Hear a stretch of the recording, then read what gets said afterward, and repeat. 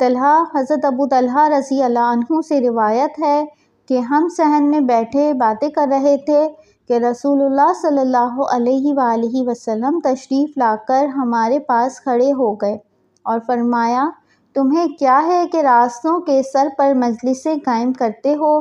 سر راہ مجلس قائم کرنے سے پرہیز کرو۔ ہم نے عرض کیا، ہم کسی نقصان کی غرض سے نہیں بیٹھے ہیں۔ آپ صلی اللہ علیہ وآلہ وسلم نے فرمایا، اگر تم نہیں مانتے تو راستے کا حق آنکھیں نیچی کر کے اور سلام کا جواب دے کر اور اچھی گفتگو سے ادا کرو۔ صحیح مسلم حدیث نمبر 1150۔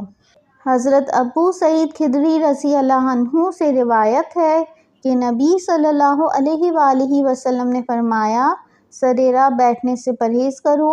صحابہ رضی اللہ عنہ نے عرض کیا، اے اللہ کے رسول صلی اللہ علیہ وآلہ وسلم، ہمارے لیے راستوں میں بیٹھنے کے علاوہ کوئی چارہ نہیں، کیونکہ ہم وہاں گفتگو کرتے ہیں۔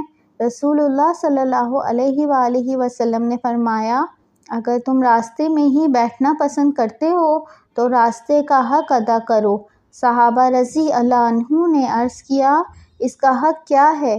آپ صلی اللہ علیہ وآلہ وسلم نے فرمایا، نگاہ نیچی رکھنا، تکلیف دہ چیز کو دور کرنا، سلام کا جواب دینا، نیکی کا حکم کرنا اور برائی سے روکنا۔ صحیح مسلم حدیث نمبر 1151۔ عبد الرحمن بن زید حضرت ابو ہریرہ رضی اللہ عنہ سے روایت ہے کہ رسول اللہ صلی اللہ علیہ وآلہ وسلم نے ارشاد فرمایا، سوار پیدل کو پیدل بیٹھنے والے کو سلام کرے اور کم زادہ کو۔ صحیح مسلم حدیث نمبر 1149۔